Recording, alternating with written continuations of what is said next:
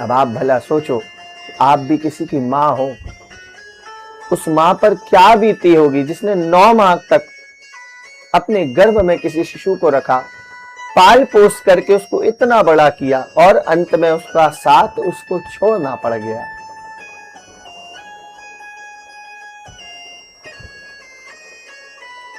तो आप सोचो, उसकी कल्पना उस माँ बाप पर क्या बीती होगी।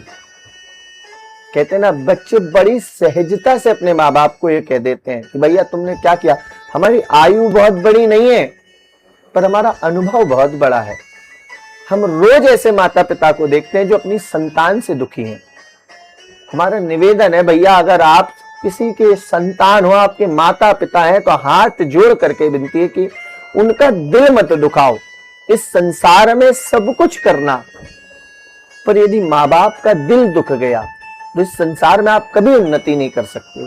कोई कितना ही बड़ा व्यक्ति हो, लिख सकते हैं हम, इस संसार में एक पिता ही ऐसे हैं जो आपको अपने से आगे बढ़ता देखना चाहते हैं, और कोई नहीं, कोई नहीं।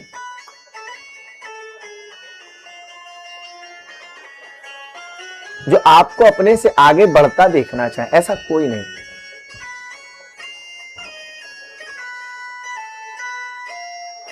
ऐसी स्थिति में वह मां है। आप ध्यान रखना, संसार में आप घूम के आओगे ना, घर पहुंचोगे तो पिताजी पूछते हैं कि भैया क्या, कहां गए थे, क्या कर रहे थे।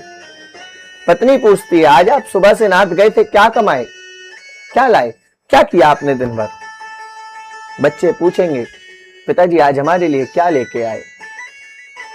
पर आपसे केवल आपकी मां होगी वो, जिसको आपसे जो पूछेगी कि भैया तुमने कुछ खाना खाया कि नहीं खाया, वो है मां। हम 3 दिन से कह रहे हैं कि संसार में यदि आपके माता पिता हैं तो उससे बड़ा और कोई धन आपके जीवन में नहीं है।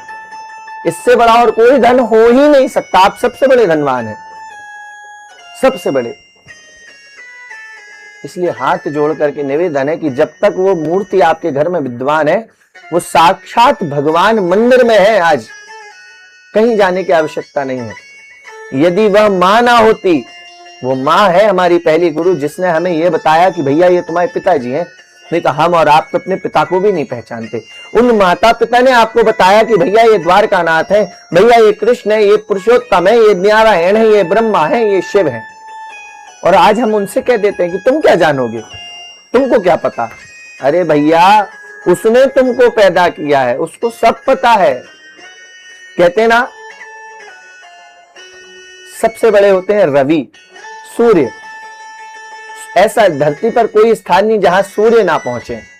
कहते ना, जहां पहुंचे, जहां ना पहुंचे रवि, जहां ना पहुंचे रवि वहां पहुंचे कवि।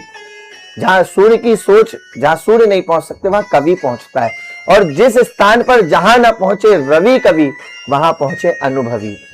जिस स्थान पर रवि और कवि दोनों नहीं जा सकते, उस स्थान पर वह अनुभवी पहुंचता है, जो अपने जीवन के। आप माता पिता को कहते हो भैया तुमने क्या देखा। अरे भैया, तुम जिस उम्र में हो उस उम्र को वो निकल करके आए हैं। तुम अगर 20 के हो, 50 के हो, 35 के हो, और पिताजी अगर 35 से 45 के हैं, तो उनने भी वो 35 की उम्र काट के आए हैं, निकल के रहे हैं।